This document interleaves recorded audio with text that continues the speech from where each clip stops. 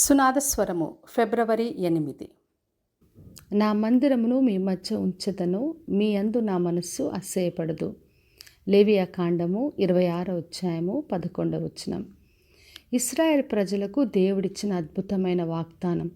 నా మందిరం మీ మధ్యలో ఉంచుతాను, నా మనస్సు మీ అందు అసహ్యపడదని వాగ్దానం చేస్తున్నాడు. మరి నేను దేవుడుగా ఉంటాను, మీరు నాకు ప్రజలుగా ఉంటారు, నేను మీ మధ్యలో నడుస్తానని ప్రభు బయలుపరిచాడు.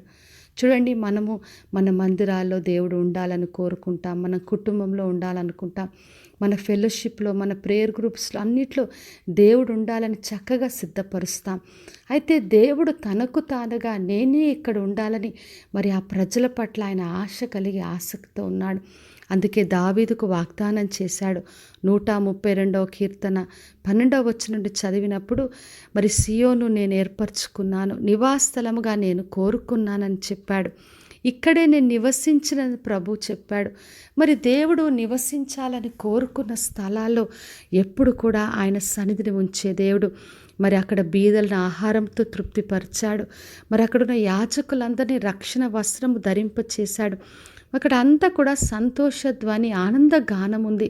దేవుడు ఎక్కడైతే నివసిస్తాడో ఆయన స్థలాల్లో నిండారుగా దీవించి మరి అందరినీ కూడా సంతోషంతో తన రక్షణతో నింపే దేవుడు.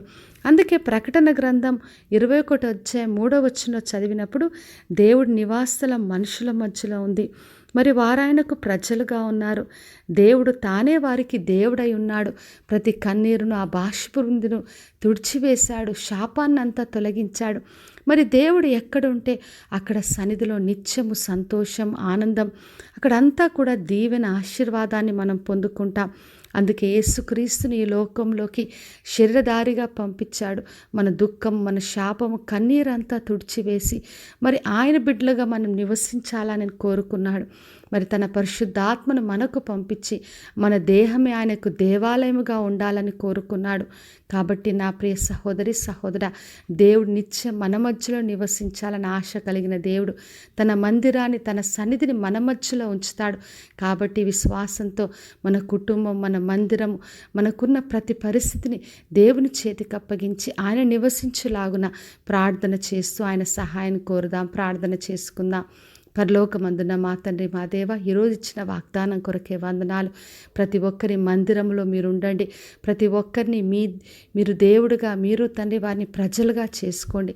ప్రతి ఒక్కరిని ఆహారం నిండుగా దీవించి ఆశీర్వదించి మీరే మహిమను పొందమని యేసు నామములో అడిగి వేడుకొంచున్నాను తండ్రి, ఆమెన్. ఈ శుభవచనము వినుచున్న ప్రతి ఒక్కరి జీవితంలో నెరవేర్చబడునుగాక. నేను మీ ప్రియ సహోదరి మంజులాచరణ్.